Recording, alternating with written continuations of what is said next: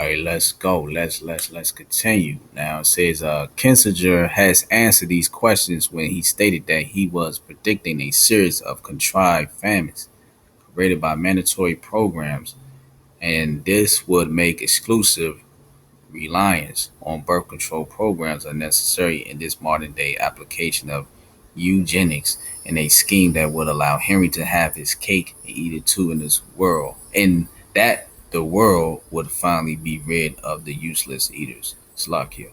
So you see how these devils are, man? These are evil people, man. They do homosexual rituals, slaughter babies. These people sacrifice people. They going to sacrifice us to gain power from their god Satan for this new world order. That's what they doing. Look what they doing in Detroit. You got dirty water. And a year ago, you had the UN come into the black neighborhoods of Detroit. You had Judites up there talking to the UN officials. But what did the Lord told our forefathers? Woe to those guys, as I paraphrase, he warned us not to go down to Egypt for help. So why are you crying out to man for help? Well, we should be crying to the Most High. The Most High, he controls it all. He controls the intentions. He controls the heart. He controls the actions of man. The Most High is the Almighty, true God. The only God we should serve. But y'all here, oh, I gotta vote for Bernie Sanders. Oh, I want Bill Clinton. And Bill Clinton, you do more research about him, you find out that he did a lot of wicked shit. You know what I'm saying? And people don't even know. And I'm gonna be honest. I'd rather have George Bush to be the president than a fucking Bill Clinton. I'm gonna tell you why. Cause see, Bill Clinton, he deceived you with what? Smooth words and deceit. Matter of fact, let's get the book of Psalms on that because you'll have some niggas right now saying, "Man, this nigga going crazy. This nigga said he'd rather have George Bush." The reason why we saying that's because George Bush let you know straight up he don't like your ass. You niggas always talking about you want somebody to keep it real.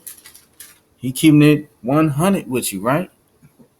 Bill Clinton ain't keeping it 100 with you. He telling you what you want to hear. But behind doors, he's doing wicked.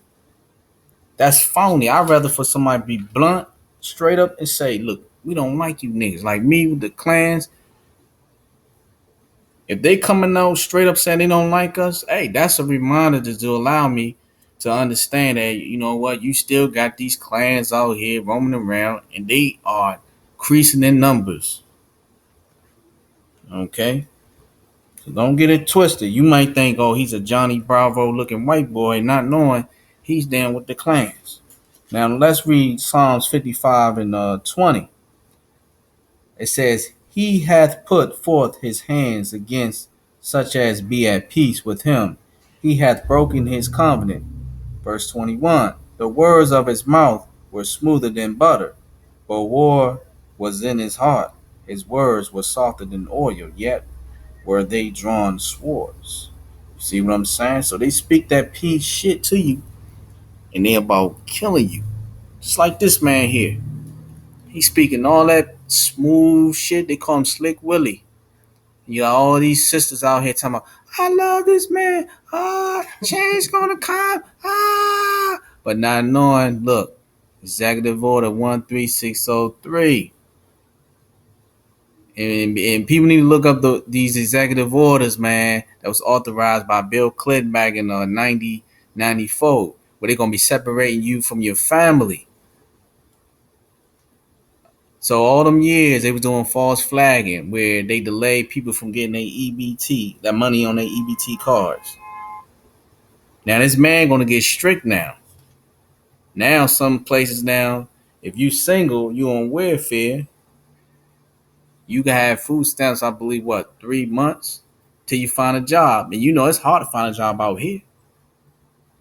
Then what makes it so interesting is that in the future you're gonna have these Edomites, they're gonna be going in your home to see How can you afford this house? I mean, how can you afford these Air Jordans, these TVs, these weaves, these cell phones? How can you afford that car outside? I'm telling you, this man is gonna bring this hammer on Israel ass, man. You got niggas that's on that shit, that public assistance. They boastful and proud of it, and said, "The white man ain't gonna let me starve. As long as I got my food stamps, this man I ain't got no beef with this man. This man got me food stamps. I'm good. I got me a place to stay. Shit, I got me some weed and some spam sandwiches. I'm good." And that's a simple coon ass nigga, man. People think coon niggas are niggas like Stephen A. Smith. You got coon ass niggas in your hood. You know, pants hanging off their ass, tight ass jeans with mohawks, with tattoos on their faces. You got females out here cooning like it is too. So they ain't just the dudes. You got women out here cooning, especially women on these social media sites wearing all this damn makeup on their face, look like like they in the casket, man.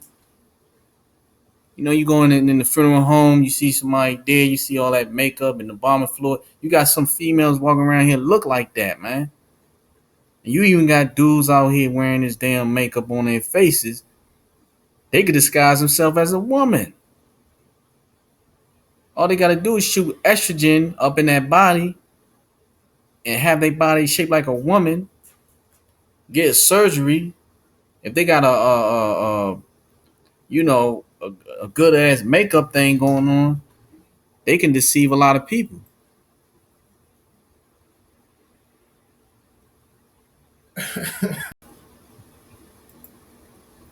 So yeah, so you gotta be careful out here, Israel. You know, but you fear the Lord, he'll look out for you. You know what I'm saying? But the way things going on now, you know, worrying about looking to be with somebody right now ain't what it is. You know what I'm saying?